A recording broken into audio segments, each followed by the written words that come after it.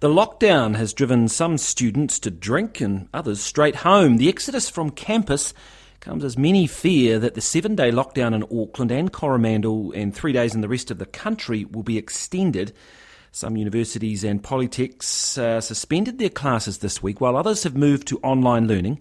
Here's our education correspondent, John Gerritsen. Claire Thomas, a first-year student in Wellington, says news of the lockdown sparked an instant reaction in her student hostel. Basically, as soon as we found out, it was like everyone rushed to the liquor store down the road, and then mostly everyone's gone home because it's actually break right now.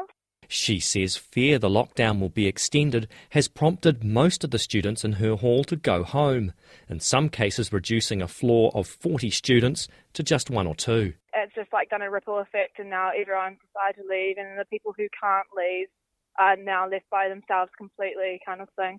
It's only for 3 days, but everyone's predicting with like all these new cases that's happened that it's going to be going on for longer, and I think it's frightened everyone a bit. Claire Thomas says she too is going home to Auckland, even though it's the centre of the outbreak. Fellow student Pauline Abeleda has made the same decision. Everyone just felt a bit worried as well. Like everyone just wanted to go home and stay with their families and didn't want to be at our hall just because we knew it was going to be really lonely and probably mentally, it's just not mentally good to stay there by yourself without any of your family support.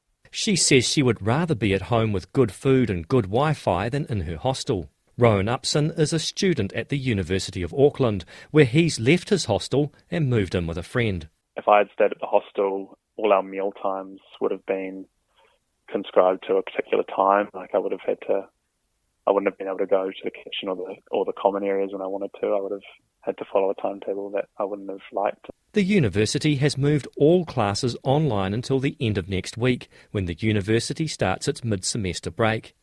He says that's a bit of a pain. Everyone's pretty frustrated because we've all got stuff going on, everyone's busy.